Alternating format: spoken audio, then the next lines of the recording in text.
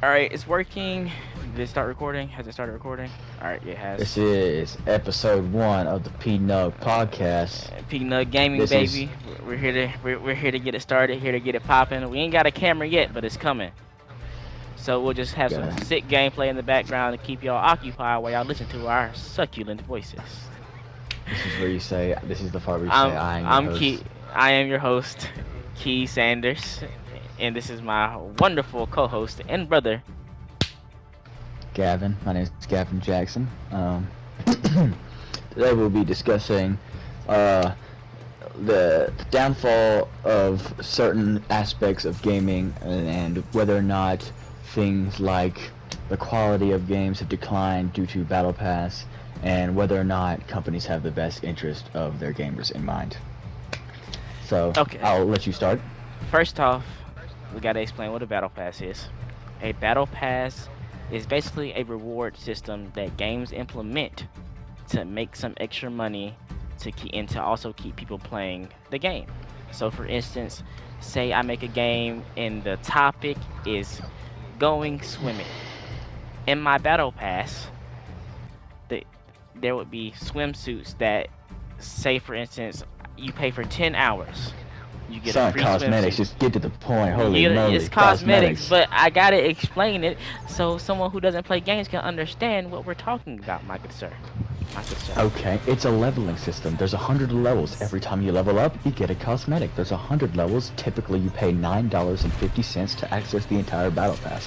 It's season-based. There's usually one battle pass per game every couple months. Yes, that's pretty much what I was trying to say, but he just said it better. You feel me? But anyway. Anyways. Battle passes, they've been around for a while. They've been around since 2013. The first one was in a game called Dota 2. It's a game, top-down, online multiplayer game, hero-based, action game. But they didn't really kick off until Epic Games used them in their hit game Fortnite Battle Royale in 2017. This is right around the time they made the game free. And it's really jump-started the wave of game developers releasing a free game alongside of a battle pass. One of our main discussion topics today is going to be, is this form of releasing games beneficial to gaming as a whole? And has it made gaming better? We have differing opinions on some of these things. We've talked about this before, but I'm gonna go ahead and let you start off with how you feel about this topic. Do you think that battle passes have been healthy for the longevity of gaming?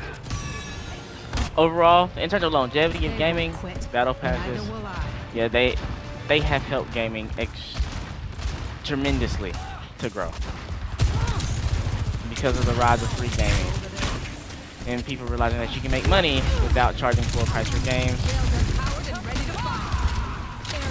Has led to an abundance of games being played and introducing more gamers. But Yeah. there's a caveat where the quality isn't maintained and the monetization gets worse and worse because the game grew to a point that they were making profits. Like, companies make profits off of these games with these battle passes and they keep making these big profits, but once the game starts dwindling down, they're gonna keep raising monetization on the premise that they can get more profits, but that's not how it works. No, I agree. I definitely feel like, even though Dota was the first, I'm going to keep referring back to Fortnite being the original because they're really the one who made this mainstream like it is. Fortnite has done really good at maintaining that minimal level of monetization when it comes to their battle pass. Obviously, they have a separate, store that you can buy other cosmetics. They have the best battle pass. Don't have better. They do, and you buy it once, and then there's enough of that in-game currency that you can buy it again without having to spend. You never have to buy it again. So the way it works with most games is there's an in-game currency, where most of them are some form of a coin or whatever, and whereas 100 coins equals $1. So basically every coin is a penny. And so most of these battle passes, it's industry standard to make them cost 950 coins.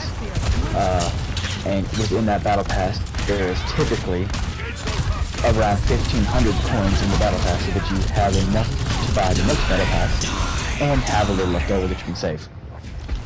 That is very consumerism. That's very consumerist. It's very pro-consumerism. It's game developers thanking them for supporting the game by buying that initial $10 purchase, and then giving back to the gamer for their dedication per se. Fortnite has never changed this. They've never changed this. Even at one point, I believe they gave out an entire battle pass for free for people who didn't have it to begin with. So there's some people who now get the battle pass every season and they have never bought one. That's awesome. That is healthy for the longevity of gaming. Fortnite regularly updates. Makes you feel like they care about it. Makes you do. Where then you have a game like Apex. Apex came out in 2019. It was around 2 years after the initial launch of Fortnite, but it was around a year and a half after Fortnite really took off. Because I don't really think it took off until early 2018, around that Christmas time of 2017. And so a year and a half later, it was Fortnite's first big competition. And they had the exact same battle pass premise. 1,500 extra points in the battle pass. It cost $9.50. You got enough to buy the next one. You know, it really divided the player base between those two games. Some people liked Apex, some people liked Fortnite. Warzone would eventually come out and they would do the same thing. And then after Warzone, it really started taking off with these live service games, so to speak. They would release by the bucket loads. Free. And all these games free, all these games with the battle pass.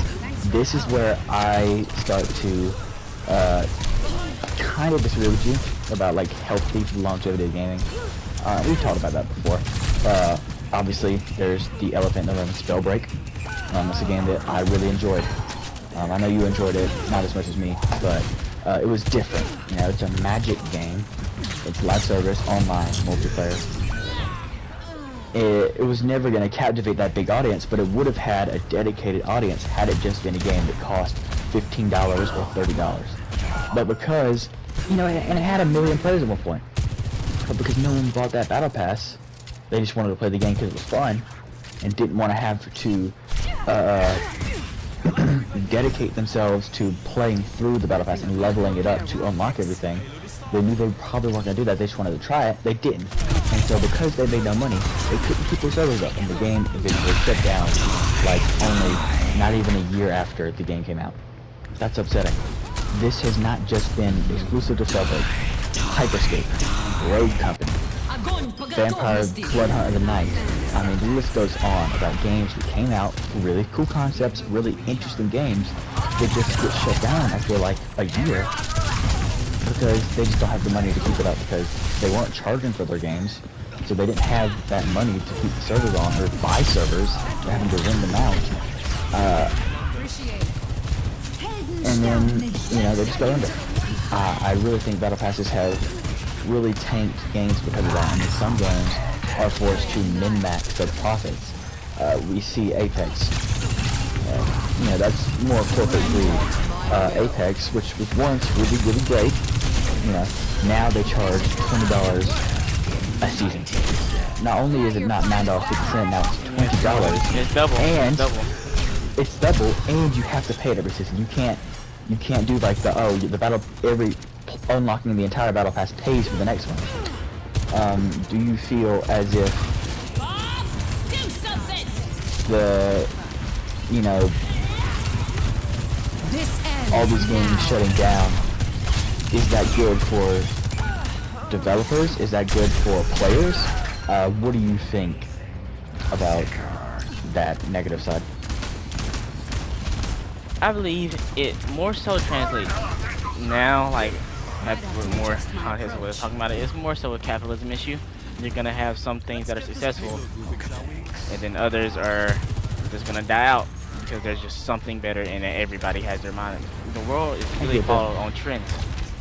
Like Helldivers. You take Helldivers right now. Helldivers has lost 90% of its player base. Yeah. it's not a bad game, and everybody loved it when it came out. But it fell out of it fell out of the trend. It is a live service game. It fell out of trends, and they stopped releasing content Yeah.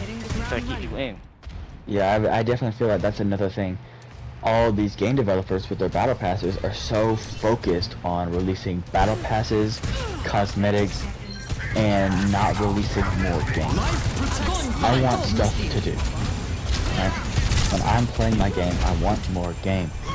When you release a game and the game has 10 missions, hypothetically speaking, I know no game's gonna come out and have 10 missions. Games don't really do it anymore, but like in a hypothetical, from the point that people can understand, a game comes out with 10 missions and a battle pass.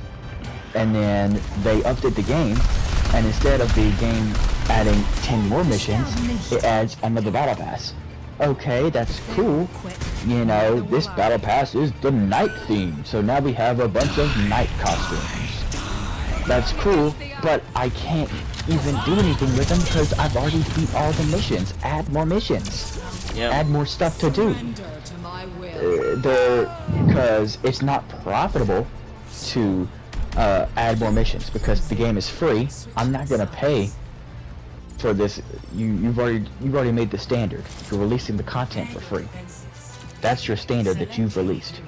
Now, if you charged the game from the get-go and said, "Hey, we're gonna have a chapter-based game. Each chapter is gonna be $10, right?" That's the thing that used to happen. Like, look at the old Walking Dead Telltale game, right?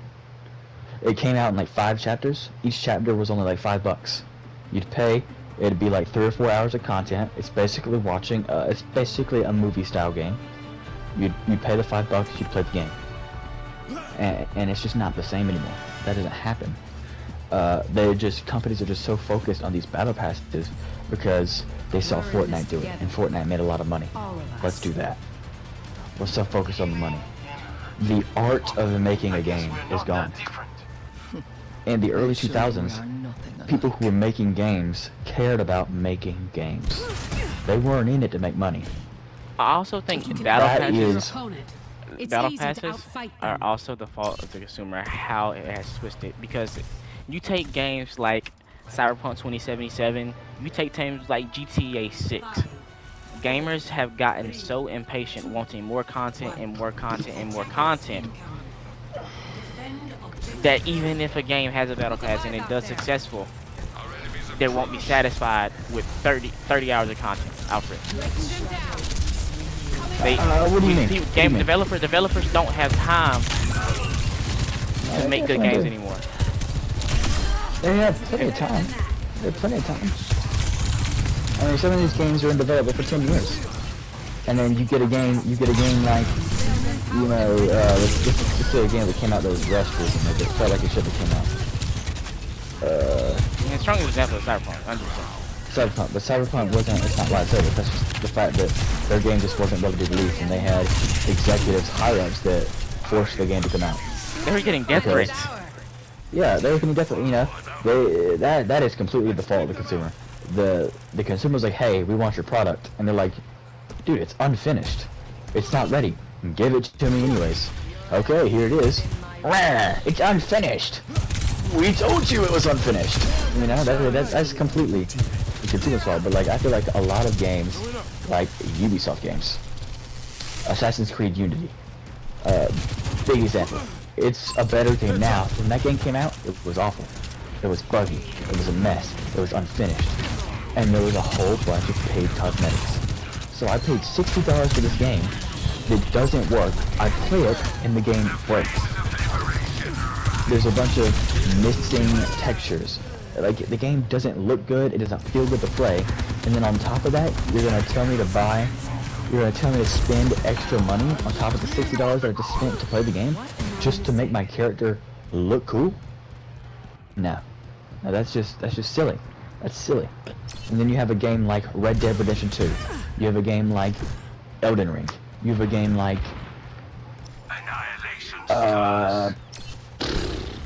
let's just stick with those two for now. Right? Those are really the two more popular ones. I wanted to say like God of War, but I don't know. That's a different monster. Like the Red Dead Redemption 2 and Elden Ring. 2 games, both $60. both complete, finished games. You can pick that game up, pick it up, and start the thing. Elden Ring is a narrative-based Western story. Elden Ring is an RPG. Immerse yourself in the world. Okay, It's a fantasy RPG. I mean, it's written by J.R.R. Tolkien. George R.R. Martin. Yeah. I can see why you got it confused. You I get Tolkien and Martin mixed up all the time, even though Tolkien's been dead for a million years. Whatever. Yeah. I get them mixed up. Especially when I'm in the heat of passion talking about this really touchy subject. You know, those games came out and they're finished. When those games came out, all other developers got mad at Rockstar and From Software for releasing finished games.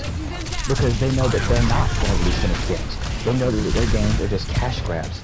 And they know that eventually consumers are going to wake up and not buy those games anymore. Look at Assassin's Creed, right? I know you like Odyssey. For the sake of this, I'm going to say Odyssey's a good game. Wait, Holland's dog shit. Holland's dog shit. I can't stand that game. And then Mirage is even worse after that. Mirage is it's worse than Unity. Assassin's Creed was peak. It was a peak storytelling experience. Very faithful to the books. Very good. It was great. It was awesome. And now we've just gotten worse. We've gotten worse. We've gotten worse until they're just releasing these games almost every other year at this point just to make money. Just to make money. I also think that stuff needs to end. Yeah, stuff needs to end. Stuff needs to end 100%. And That's part of it. the stuff needs to end. And the fact that they're not ending it because they just want more money. So instead of coming up with unique ideas and expanding upon these universes, they're releasing an unfinished cash grab, sticking a battle pass in it, releasing it for free, and then people buy these battle passes. It's hurting gaming. It's hurting gaming. You know, games are coming out and they're having to turn it off. They're having to turn the servers off. People can't even play some of these games anymore. You know, there's all the old Call of Duty games, the old Halo games.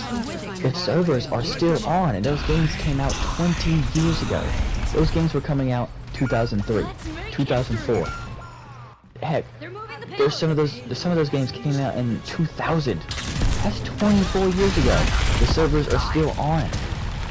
People still want to play those games because they, one, they're good, and two, the servers are bought. Servers are paid for. Because the games cost money. Releasing these games for free, and then hoping that people buy these cosmetics, and then having to keep releasing these cosmetics over and over again to pay for these servers, it's not working. It's not working. It's detrimental to gaming. Detrimental. Like, we're gonna get to the point where,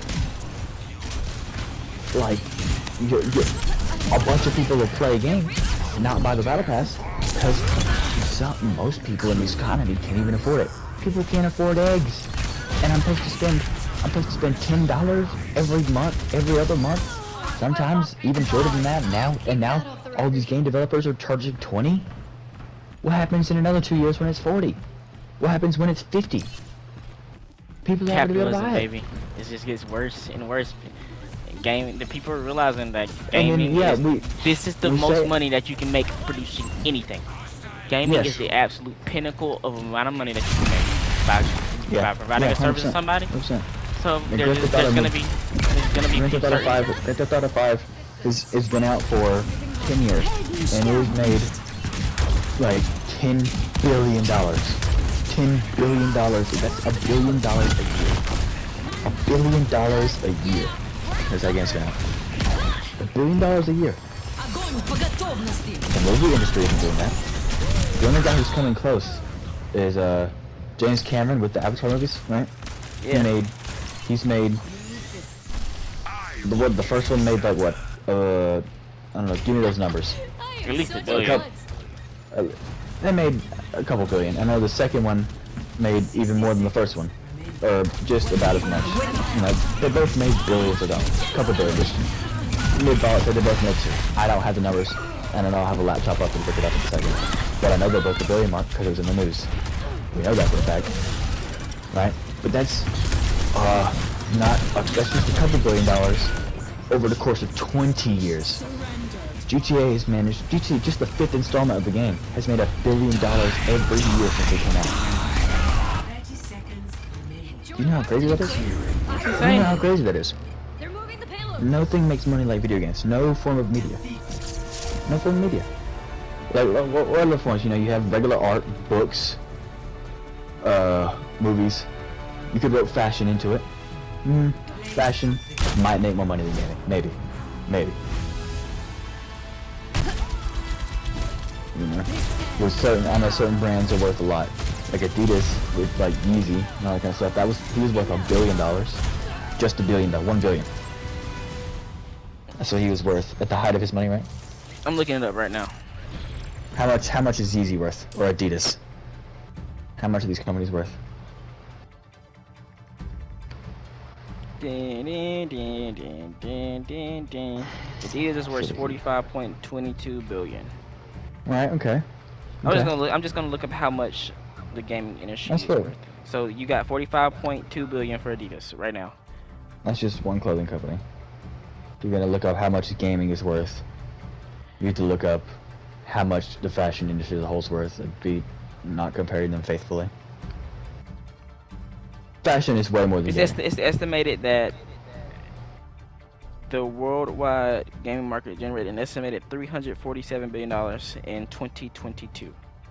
Just 20, that's crazy. And in That's insane. in 2024, it generated 667.77 billion by 20, and it's projected to generate that much by 2030. That's insane. That's So insane. That's truly insane. You're looking at basically at $2/3 of $1 trillion in the span of only 8 years. So they have infinite money. They have infinite money. Yet they're releasing unfinished products over and over again. How much time do we have left? Time check. Are we good? Yeah, I can just cut or whatever. You can just cut whatever. Now, like, you don't have like a timer on? No, I'm recording it. Okay. Anyways, but yeah, like, I definitely think I just don't get it, man. It really pains me how battle passes have hurt gaming, because I just, from the top, you know, games can't stay on the market for long. They get shut down.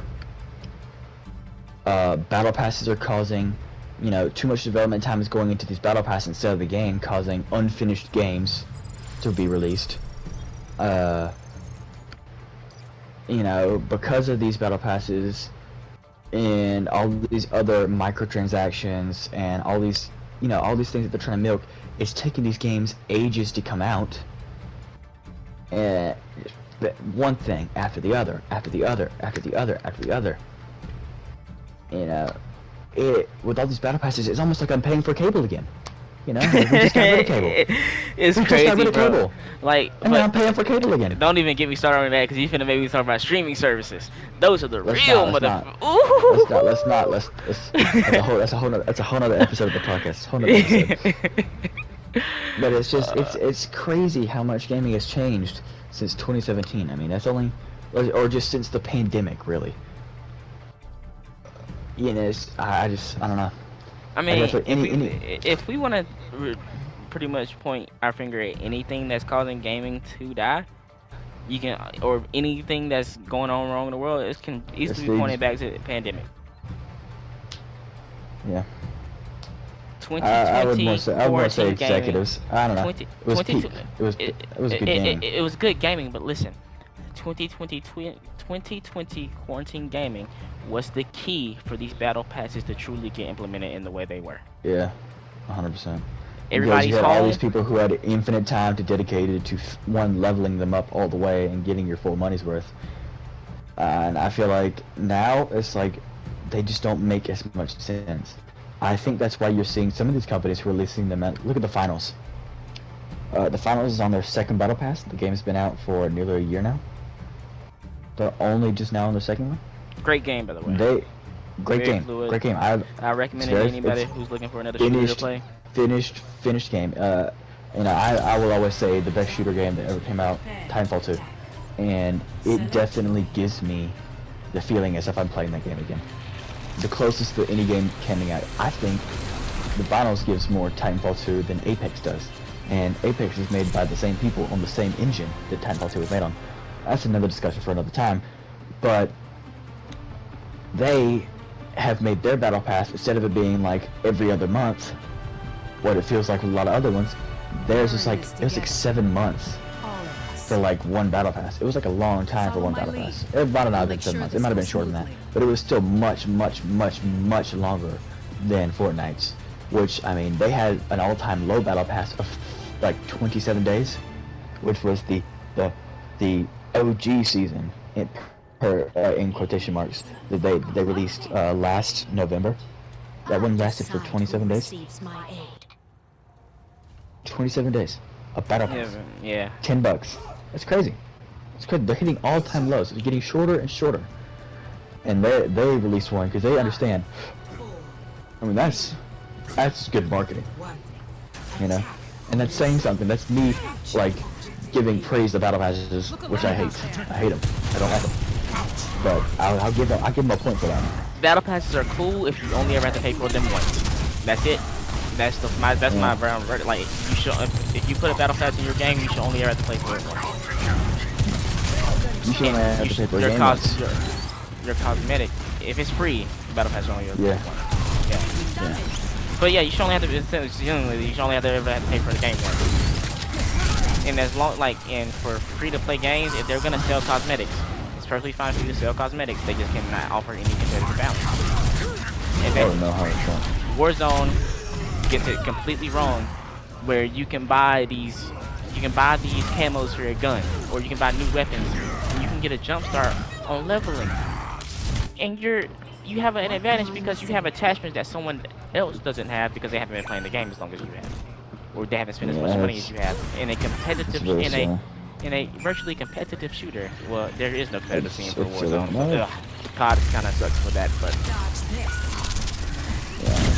Yeah, 100%. Closing thoughts. Feeling better.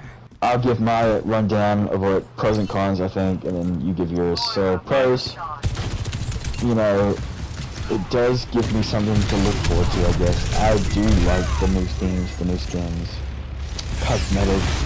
I enjoy them. That's really all I can say. You know, like I said, I kind of agree with how the finals is doing it. If you're going to implement it, at least let it be a long time. People have lives. It's not the quarantine anymore. Give me more time.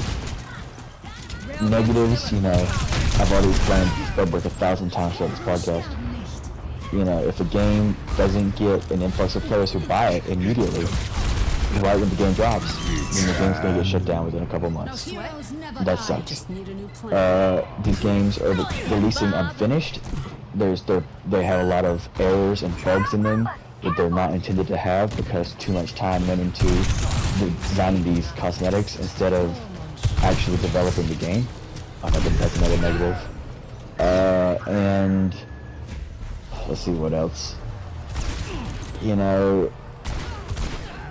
just general like anti-consumerism. It's what it boils down to. And that's really how I feel about it. Do you have anything to close with?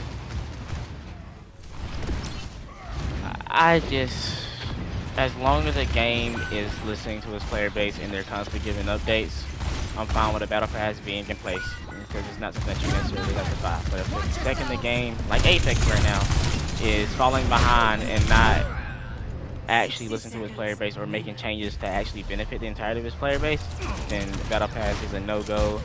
Offer some free or well, you gotta get your money back somehow, but you need to have a good game in order to have a battle pass. If your game is bad, you don't deserve one.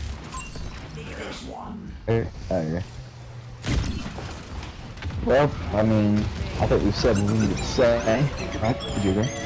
Yeah, I mean, first podcast out of the way. First episode of the PM podcast.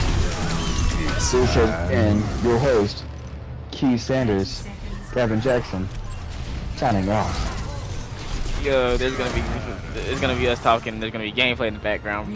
Gavin, I just went 0-6. You gotta leave that in. You gotta leave that in. You gotta leave that in. Yeah, it's really bad. 0 and 6 is insane. My entire team is 0 and 4, 0 and 6, 0 and 3, 0 and 4, 0 and 3.